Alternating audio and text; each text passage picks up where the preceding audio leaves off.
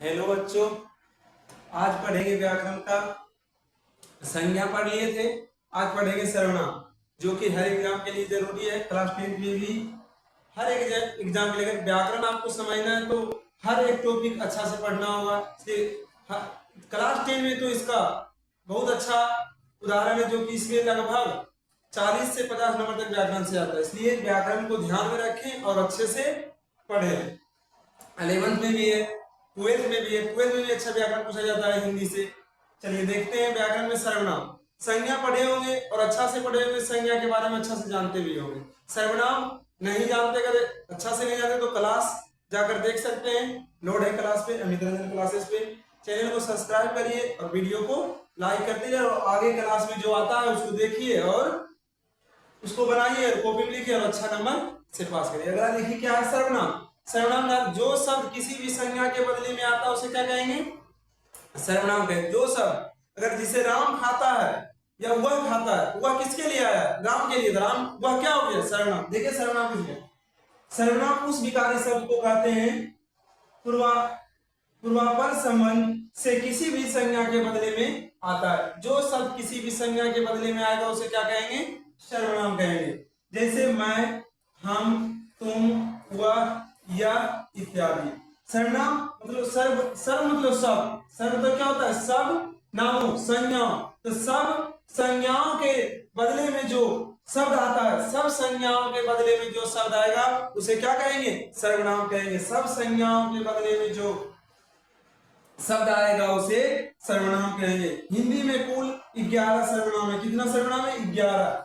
जैसे मैं, तुम, आप, यह, वह, जो, सो, कोई, कुछ, कौन, क्या।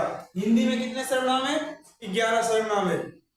मैं, तू, आप, यह, वह, जो, सो, कोई, कुछ, कौन, क्या।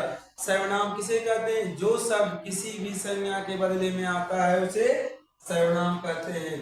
क्या कहते हैं? सर्वनाम के 6 भेद हैं। प्रयोग के आधार पर सर्वनाम के कितने भेद हैं? 6 भेद। पुरुषवाचक, निश्चयवाचक, अनिश्चयवाचक, संबंधवाचक, प्रश्नवाचक, निजवाचक। कितने भेद हैं? 6 भेद। देखिए, पुरुषवाचक, निजवाचक, निश्चयवाचक, अनिश्चयवाचक, संबंधवाचक, प्रश्नवाचक। तो पुरुषवाचक के भी 3 भेद हैं। उत्तम पुरुष, मध्यम पुरुष, अन्यम पुरुष। उत्तम पुरुष किसे कहते हैं? कहने वाले को हम उत्तम पुरुष कहेंगे। जो कहेगा उसे क्या कहेंगे? उत्तम पुरुष। मध्यम पुरुष सुनने वाले को मध्यम पुरुष कहेंगे और जिसके बारे में कहा जाए उसे अन्य पुरुष कहेंगे। आगे देखिए, पुरुष वचन, पुरुषवाचक सर्वनाम। तो पुरुषवाचक सर्वनाम पुरुषों या स्त्रियों के नाम के बदले में आएगा उसे पुरुषवाचक सर्वनाम कहेंगे। पुरुषों या स्त्रियों के जो नाम के बदले में आएगा उसे क्या कहेंगे? पुरुषवाचक सर्वनाम कहेंगे। पुरुषवाचक सर्वनाम के कितने भेद हैं? 3 भेद हैं। उत्तम पुरुष, मध्यम पुरुष, अन्यम पुरुष। जो कहेगा उसे उत्तम पुरुष, जो जिसके बारे में कहेंगे मध्यम पुरुष, जिसके बारे में कहेंगे मध्यम पुरुष, जिसके बारे में कहा जाएगा अन्यम पुरुष। समझिए पुरुषवाचक सर्वनाम। पुरुषवाचक सर्वनाम समझ लिए। पुरुष या स्त्रियों के बारे में कहेगा उसे क्या कहेंगे? पुरुषवाचक सर्वनाम। उत्तम पुरुष लेखक या लेखक जिसे हम लिख रहे हैं, क्या उत्तम पुरुष? लेखक या वक्ता जो बोल रहा है उत्तम पुरुष में आता है। जैसे मैं, हम।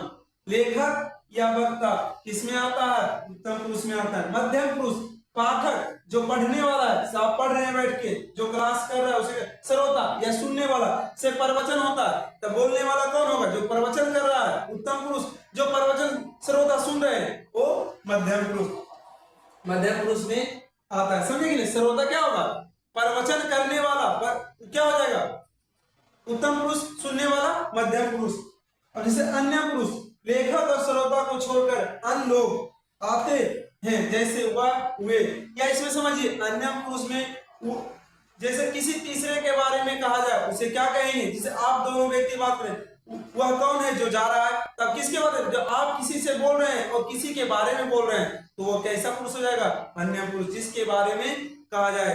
तब पुरुष वाचक सर्वनाम बोलेगा तो पुरुष या स्त्री के बारे में कहा जाए बदले में वो आता है उसे पुरुषवाचक सर्वनाम कहते हैं। जैसे मैं से राम जाता है, वह जाता है, तो वह किसके बदले आया? राम के बदले। तो राम क्या? पुरुष है। स्त्री और पुरुष। अगला देखिए, निजवाचक सर्वनाम। प्रयोग वक्ता अपने लिए करता है उसे निजवाचक, तो खुद अपने लिए करेगा उसे क्या कहेंगे? निजवाचक सर्वनाम। जिस सर्वनाम का प्रयोग वक्ता अपने लिए करता है उसे निजवाचक सर्वनाम कहते हैं। जिस सर्वनाम का प्रयोग वक्ता अपने लिए करता है उसे निजवाचक सर्वनाम कहते हैं।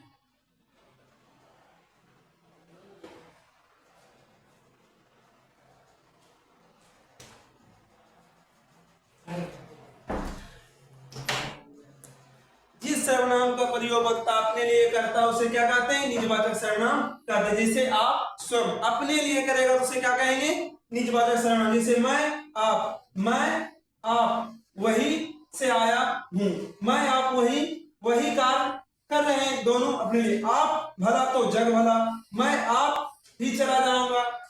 क्या समझे? निजवाचक सर्वनाम। जिस सर्वनाम का प्रयोग वक्ता अपने लिए करता है उसे निजवाचक सर्वनाम कहते हैं। अगला देखिए, निश्चयवाचक सर्वनाम।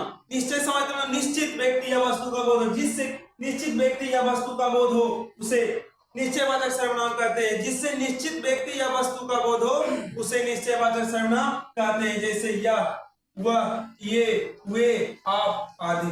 जैसे उदाहरण समझिए, यह कोई नया काम नहीं है, डिफिनिट है कि यह कोई काम नहीं, यह निश्चित है, यह कोई नया काम नहीं है। जिससे निश्चित व्यक्ति या वस्तु का बोध हो उसे निश्चयवाचक सर्वनाम कहते हैं। जैसे रोटी मत खाओ क्योंकि वह जली है, तो रोटी क्या है? निश्चित है। क्या हुआ? जली है। यह एक कलम है, बताइए यह क्या है? निश्चयवाचक सर्वनाम। वह एक लड़का, निश्चय, जिससे निश्चित व्यक्ति या वस्तु का बोध हो।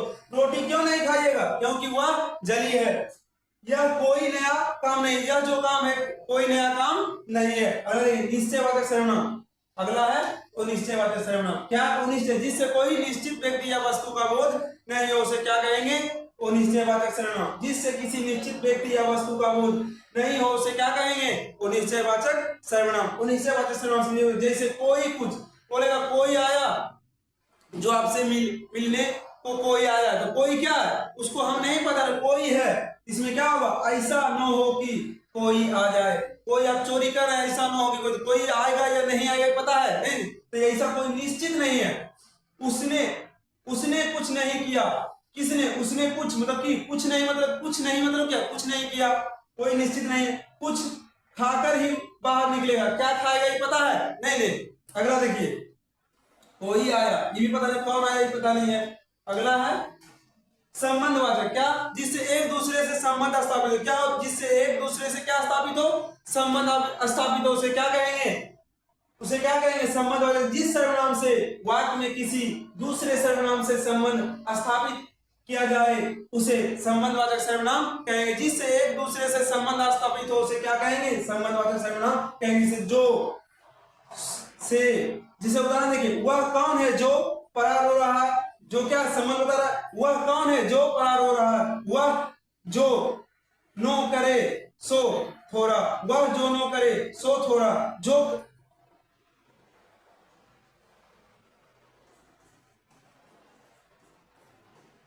जो कमाएगा वही खाएगा, जो पढ़ेगा सो बढ़ेगा।